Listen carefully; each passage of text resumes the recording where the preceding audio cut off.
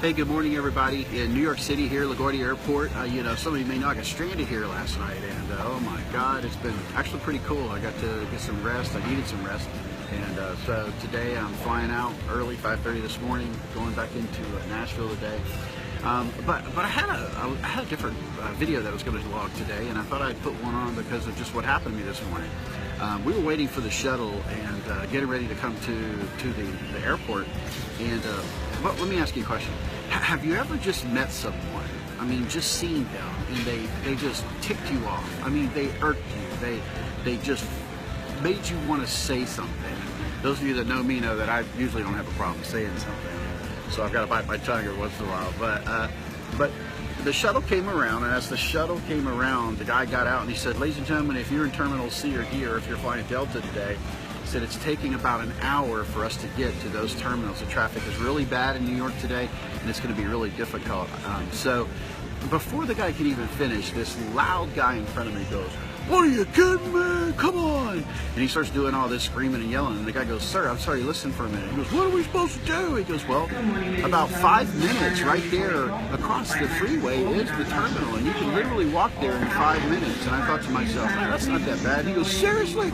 Well, that's a fine way to run a railroad." Whatever that means. And he's sitting there, and he's really upset. His wife starts complaining, and a few people that are with him start complaining. And I thought to myself, "Man, this guy's a jerk. What a jackass!" And I started getting frustrated. And I looked at him and I said, "Hey, man, you've been in New York, right?" He just looked at me and he goes, "Well, that's terrible. I mean, think about it. I could have stopped and got me a latte at Starbucks and a muffin." And I just paused and stared at him for a minute. And I thought to myself, seriously, dude, this is called first world problems. People who have stuff to eat, people who have vehicles to drive, people who aren't living, waiting for their next meal, wondering if they're going to get to eat it all. That's that kind of problem that is. Wondering if we could stop and get our $5 coffee. And I found myself getting madder and madder until I realized that guy's me. Maybe that guy's you. I mean, we are blessed people. No matter how bad your problems are, what you're going through, I promise you it's better than most people today.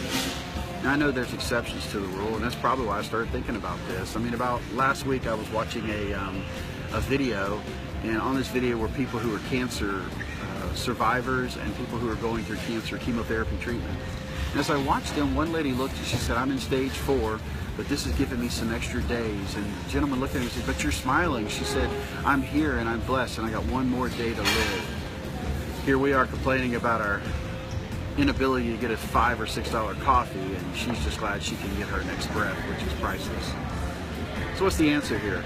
I don't want to bum you out. I actually want to hope to give you a different perspective so that today, as you move across your regular interactions with people, you'll stop and maybe smell the roses. Stop and appreciate who and what you have, and in doing so, you might be able to add value to people around you, and if we add value to people around us, it actually brings value to us.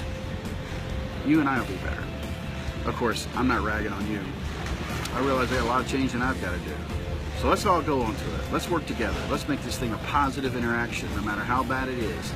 You and I are blessed. Share this to encourage someone. I hope you have a great day. I'll talk to you soon.